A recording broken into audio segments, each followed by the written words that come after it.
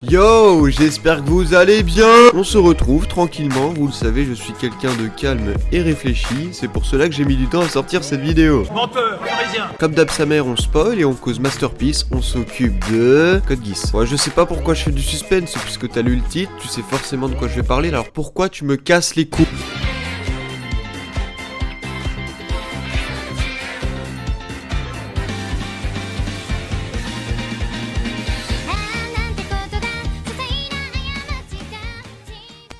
Code Geass, ça raconte l'histoire d'un blanc cisgenre privilégié qui en a marre de sa situation de colon. Mais vu qu'on est dans un futur alternatif où les réseaux sociaux n'existent pas, plutôt que de perdre ses journées à balancer des threads Black Lives Matter et à chercher des conseils pour devenir gender fluide, parce que oui... Non mais attendez, mais c'est pas moi qui ai écrit le scénario. On a un perso principal de type rebelle, le genre de mec qui fait des trucs louches après les cours. C'est quoi le plan aujourd'hui? Nous allons montrer au monde ce dont nous sommes capables d'accomplir. Oh, j'en reviens pas, on est vraiment parti sans payer! Et ce mec qu'on va suivre tout le long de l'intrigue répond au doux nom de Lelouch. Lelouch. Lelouch fait des trucs louches, Lelouch. Du coup, Lelouch, qui en a marre de cette société inégalitaire, a comme idée en tête de détruire le monde pour en refaire un nouveau. Niveau motivation pour recherche d'emploi, le gars nous dépasse largement. Mais bon, c'est pas gagné d'avance. Échec. Littéralement 300 mètres plus loin. Oh, ce double vitrage est vraiment excellent. Chérie, on a sonné. Ah, si c'est encore les pompiers que leur cap... Et voilà, ça me fait 40 points. Ouais, enfin t'abuses, c'est moi qui les avais vus en premier. Et comme tout bon perso lambda, à lui tout seul, il est pas prêt de réussir son objectif. Alors comme par hasard, il va tomber sur la fusion entre une actrice porno BDSM et garde-voir, une arme chimique du doux nom de Sitou. Non mais Sitou, mais faites un effort, donnez-lui un nom de famille, je sais pas moi. Bon, le décor n'est pas glamour, mais ça fait quand même 5 jours qu'on se connaît, j'aimerais connaître ton prénom. Mais je te l'ai déjà dit. Je m'appelle Sitou. C'est tout. Ok, je vois que t'es d'humeur blagueuse, alors tu morphines comme ça, petite conne, je te retiens les cheveux avec mon lait demi-écrémé. Est-ce que tu m'as compris? Il la touche et bim, il obtient le Geass, le pouvoir des rois. Bon, j'avoue, ça pète la classe, d'accord. Alors certes, tu sens que ses couilles ont triplé de volume quand il découvre son pouvoir, le gars, mais à part ça, y a pas grand chose qui change. Je veux dire, il continue à jouer aux échecs, sauf qu'au lieu d'avoir des pions en bois et de jouer sur une table d'aristo, son terrain de jeu devient le ghetto de Shibuya et ses pions des petits japs SDF prêts à en découdre. Donc là, en gros, ça commence réellement. À partir de cet événement, va s'en suivre complot, manipulation, tension, corruption et tout plein de mots en sion, mais je vais quand même vous résumer plus en détail les différents persos et leurs relations entre eux, pour que vous compreniez pourquoi toute cette merde n'a aucun sens. Alors préparez-vous, c'est l'heure de la schématisation. Alors, en gros, on a l'Empire de Britannia, les méchants qui ont colonisé la quasi-totalité de la planète, et qui récemment se sont emparés du Japon, qu'ils ont gentiment renommé la zone 11. À partir de là, le louche Britannia, le guignol servant de protagoniste à cette histoire, qui est en fait un prince déchu de Britannia, tente de survivre avec son meilleur pote Suzaku et sa petite sœur Nonali, aveugle et paraplégique. Ouais, donc la prochaine fois que tu te plaindras du poids de ton sac Ispac quand tu iras en cours de physique, oublie pas de penser à Lelouch, parce qu'une handicapée, crois-moi, ça pèse lourd. Bon, ça fait 3 heures qu'on marche, moi je commence vraiment à avoir mal au dos, tu voudrais pas passer sur Suzaku? Ah non, hors de question, il pue la mort, c'est dégueulasse. Mais t'as entendu ça, Suzaku, tu pues la mort? C'est un peu ironique quand même. Suzaku? Oh, tu fais chier, à chaque fois tu niques l'ambiance. Évidemment, tu t'en doutes, toute l'intrigue va se dérouler au Japon, puisque le but de Lelouch, c'est d'en faire une sorte de Disneyland pour sa petite sœur. Les mecs, depuis Fukushima en 2011, on n'en entend jamais parler aux infos ni où que ce soit d'ailleurs, mais alors dans les animés et mangas, ils sont toujours au centre du monde. Faudrait quand même leur rappeler à ces enculés que même la carte du monde les rejette. Il y a un moment, les gars, ouvrez les yeux. Enfin, je me comprends quoi. Puis bon aussi, l'Empire de Britannia, qu'est-ce que c'est que cette merde? On dirait une famille congolaise le bordel. 15 gamins, 2 parents. À ce rythme-là, l'empereur, j'espère qu'il a souscrit un abonnement à l'année aux allocations familiales, hein. Et au niveau des noms, est-ce qu'on en parle? Non? Bah si, j'en parle quand même. Entre l'handicapé... Je vous entends en train de faire vos cochonneries, hein. Le rebelle émo. Maintenant ça se fait. Je t'ordonne d'être mon esclave sexuel. Non mais tu penses pas que t'as mieux à foutre? La défenseuse des droits de l'homme. Ouais, vas-y, dégage, on va pas te chez nous là. Vous faites encore une remarque comme ça, je fais un hashtag sur Twitter. La cougar refoulée. Mon petit Guilford, vous avez une bien belle paire de lunettes. Oh votre majesté! Guilford! Et Schneisel. Ich bin cliché. Non mais sérieux, mais Schneisel. Mais même mon chat, je le respecte plus en l'appelant José. Schneisel quoi, mais c'est pas en mettant côte à côte des consonnes au hasard qu'on fait un prénom, bande de connards. Revenons à l'histoire. Après avoir posément assassiné le prince Clovis, un de ses nombreux frères, il retourne tranquillement au lycée. Au lycée où apparemment pour une journée de cours ça doit être l'équivalent du prix d'un Mirage 2000. Et on y fait la rencontre de ses amis, qui se posent des questions quant aux absences répétées du petit Lelouch. T'es passé où hier? T'es passé où hier?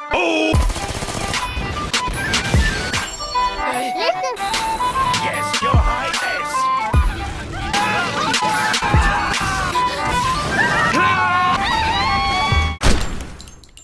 Enfin bon, pas le temps de se justifier, il a du boulot le héros. Ah, parce que t'as cru que le guise ça allait lui suffire? Bah non, faut qu'il se prenne pour Batman 2.0. En plus de ça, il a pas le temps de souffler le pauvre, car son copain Suzaku s'est fait arrêter pour l'assassinat du prince. Sup les bitches, j'ai libéré Suzaku. Non mais qu'est-ce que c'est que ce bordel? Tu es fan de rap français. T'es sûr qu'il y a aucun risque?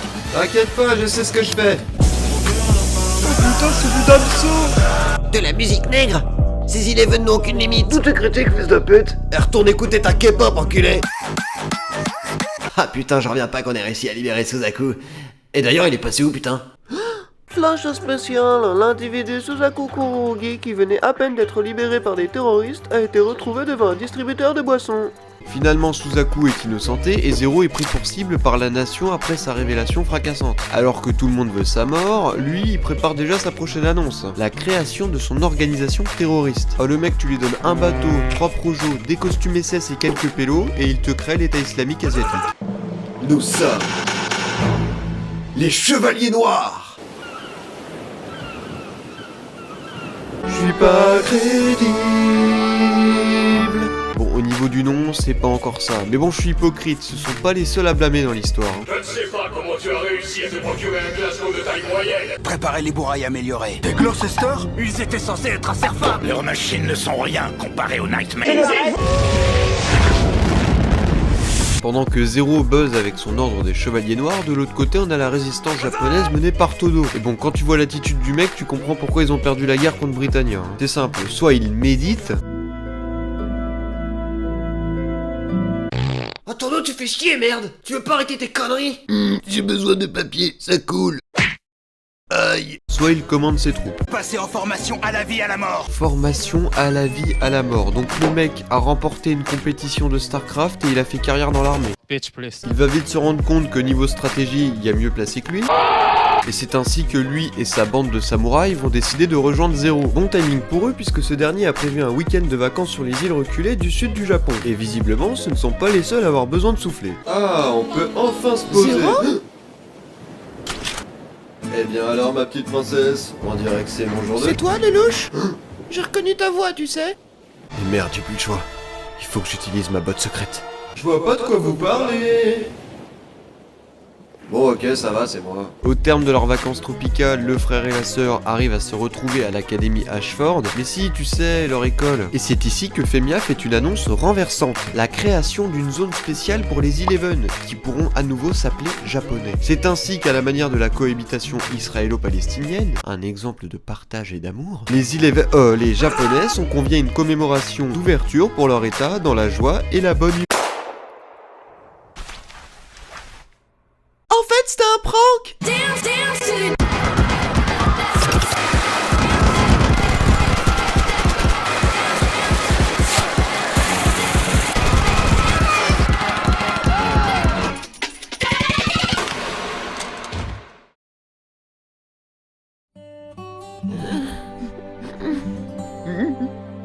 On a réussi, Euphémia.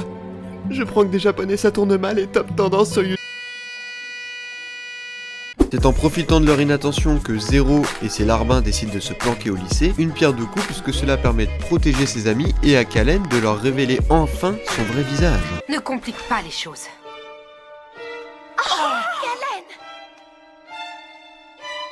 Non mais vous êtes sérieux? Vous m'aviez pas reconnu? Mais Nonali s'est fait enlever par Vitou, le descendant du père Fouras visiblement, et une connaissance de Pizza Girl. Message, j'ai envie de dire... On s'en bat les couilles, on s'en bat les couilles, on s'en bat les couilles. Et un peu à la manière du choix d'un starter dans Pokémon, 3 choix s'offrent à Lelouch. Continuer la bataille, la gagner et mettre fin à la série. Simple, Basique. Aller chercher sa sœur handicapée dans une caverne à Tahiti, se prendre une tornade de Konoha par son meilleur pote et devoir se taper une saison 2 pour finir l'histoire. Compliqué, chaud. Ou enfin, il n'y a pas de troisième choix fils de putsch, prenez Pokémon comme exemple. Eh bah bien sûr. L'instant mauvaise foi va débuter. Si vous êtes... Oh la ferme. On va faire vite. Musique. Random Watcher. Aïe aïe aïe. Là. L'instant mauvaise foi, il est là. Oh. Écoute ça. Soyez prêts à nettoyer, aujourd'hui ça va saigner. Cette fois-ci Random Watcher va s'improviser. Rappeur, le but, remettre en place toutes ces petites pétasses. Alors écoute gentiment, en restant à ta place. On retrouve le petit Lelouch qui a perdu la mémoire. En même temps rien d'étonnant, il s'est bien fait avoir. Son meilleur pote Suzaku l'a traîné devant l'empereur. Niveau collaboration, ce mec est un vrai champion. Et cette salope de Kalen, il n'aura pas ma haine. C'est bien beau de se déguiser et de vouloir le baiser, mais quand il faut l'aider, là t'es terrorisé. Alors plutôt que de pleurer, va te rhabiller. Et toi au lieu de sourire, tu ferais mieux de partir. Parce qu'entre cuisine et shopping, je sais où tu tapines, kidnapper des mineurs. Voilà ton vrai bonheur. À côté ton autre passion, c'est l'équitation. Alors arrête de jouer les stratèges, parce que moi je te baisse tes yeux et tes billages me font pas peur. Moi je suis balèze, entre Rollo et Lancelot t'as clairement pas le niveau. D'un côté un mec sans cœur et de l'autre un gros violeur. Toi tu te sers de ton pouvoir juste pour te faire plaisir, mais pour obtenir la victoire là t'es moins à l'aise. Pendant que tu chiales assis sur ton canapé, y'en a qui donnent leur vie pour tes putains de projets. En plus t'as un goût prononcé pour te faire des alliés. Comme un malade mental, ouais t'as choisi les Chinois. Alors qu'en temps normal, t'as full confiance en toi. Je crois avoir compris pourquoi vous êtes amis. Stratégie et loli sont vos passe-temps communs. Mais une fois dans ton lit, toi tu te sers que ta main. Obligé de te servir ton statut pour essayer de pécho. Mais les meufs c'est comme ton blaze, t'en as baisé zéro. Alors t'as peut-être baisé ton frère, t'as peut-être baisé ta sœur, t'as peut-être baisé ta mère, t'as peut-être baisé l'empereur. Mais au fond incestueux, c'est le mot le plus judicieux pour te définir toi par rapport à tes aïeux. Et toi Suzaku Kururugi, fais pas trop le mec. T'as forcément avalé pour arriver où tu es. Ta seule qualité, c'est de pouvoir te mettre à genoux. Mais le monde ne va pas se changer avec des bisous. Celle qui a tout compris au final, c'est celle dépressive. Pendant que tout le monde rit, elle pense agressive. Malgré ses sérieux problèmes d'ordre psychologique, elle a égalé Dieu en créant la bombe atomique. Alors mon petit Lelouch, tempère tes mots. Comparé à toi on lui a pas fait de cadeau. Ouais c'est de ton guise que je parle, petit enculé. Oh tu peux me regarder mal, j'ai pas l'intention de flipper.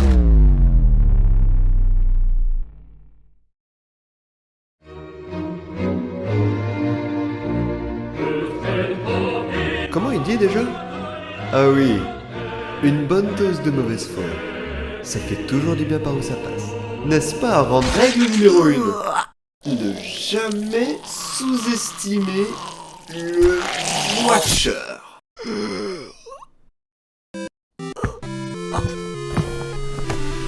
Et c'est ainsi que Code Geass se termine sur ce plan final de Sitou sur une charrette. Et ça choque personne qu'il y ait une charrette pour se déplacer, mais des mechas pour faire des pizzas. Évidemment, on a des réactions de Michel complotiste. Ah mais si ça se trouve, le louche il est pas mort, hein, il conduit la charrette, hein. Alors qu'il n'y a pas besoin de chipoter, je veux dire, cette fin conclut parfaitement la série. Ok, donc ça part sur un niquage de mer, c'est ça que vous voulez.